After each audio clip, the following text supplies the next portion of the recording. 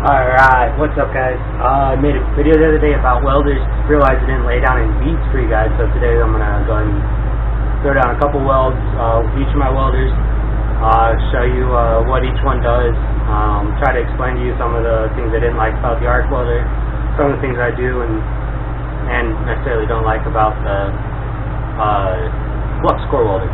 Alright, so let's go ahead and do this. Alright, so I'll be welding on butter knives today. I got a lot of these sitting around, so we'll just go ahead and use those. First I'm going to be using the arc welder. I practiced with it the other night, so hopefully this will turn out pretty decent, I guess. It's really hard to weld with and get good welds, but we'll see. So that's my ground clamp. Each weld has a ground clamp. This is one for my wire welder. So the arc welder again is the black one I don't use very much. So let's go ahead and throw a bead down real quick if I can. You'll see me sparking it a lot, and that's because it's hard to get one started, but once you get it started, it actually does alright. Alright, so we're on.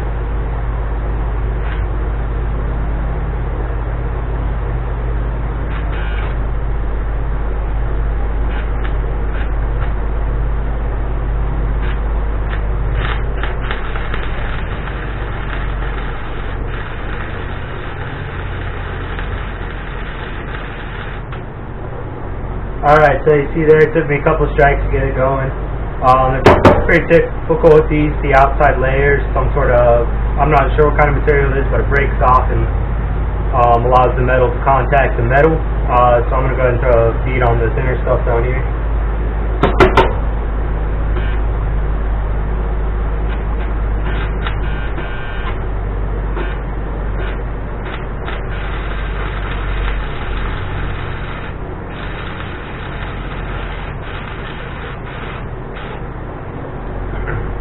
Alright, so right there towards the end I melted through, which I was hoping it would do. I'm going to show you guys that a little bit. It's going to be crazy hot, so I'm going to have water dump on it.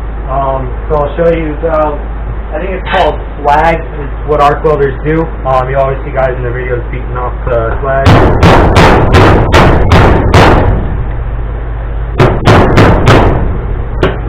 I'm going to grab a pair of pliers.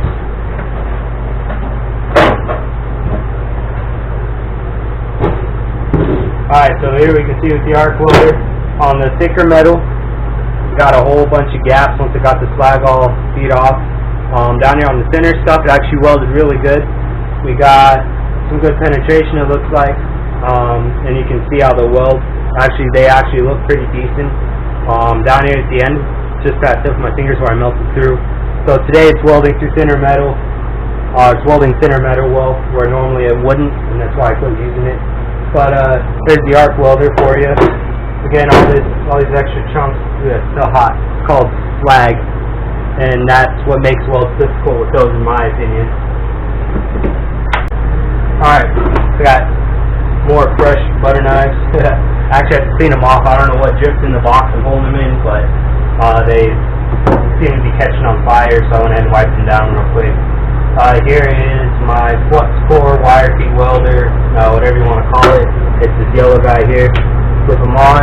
So right now I got it on the minimum heat, and I got the wire feed up to 7, and I like it around 7 there because it welds through thinner stuff without burning through as bad, because the wire comes out fast. 7 comes out decently fast, so if I bump it down to 1, you can see it comes out real slow. So I like to have it up higher for thinner stuff such as the buttery, I guess, part of the butter knife, and then I'm going to bump down the speed and up the temperature to weld the thicker stuff.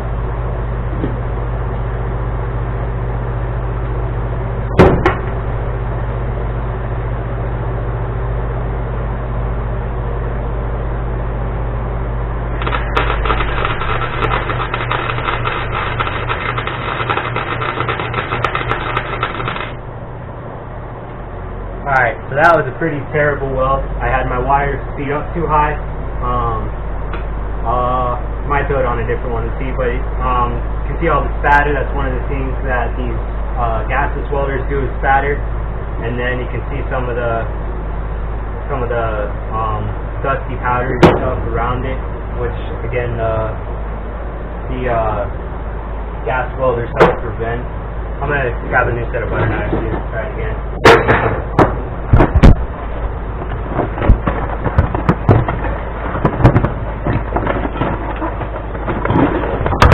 Alright, here we go. Fresh set of butter knives. So this time I'm gonna bump the wire speed down a little bit, see if I can get a cleaner weld, because those welds are really terrible. I'm not happy about those ones. Alright, so I'm gonna bump it down to about a 5, see what we got with that.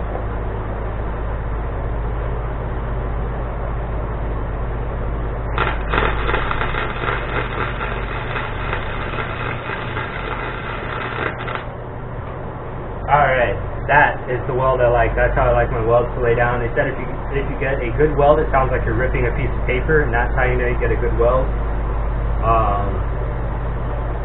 So yeah, I burned through that one too, so you get to see that. So I'm going to bump the temperature up 1.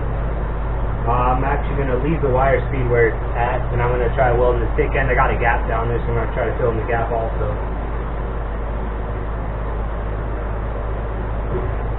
Come on.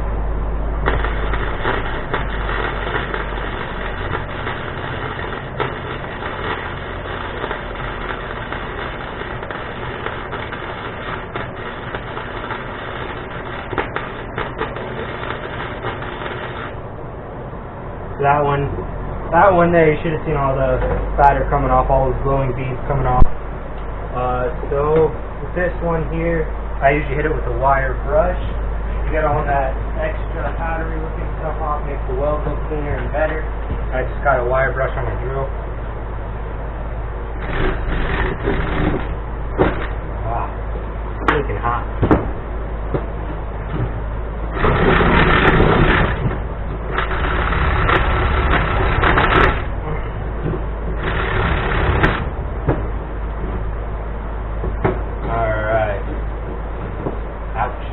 Down here you can see I did have the wire speed a little too high because you can see the bumps there, but down over here it started burning through the metal, penetrating good. And down over here towards my finger is where it melted through, and there's all the spatter I was talking about.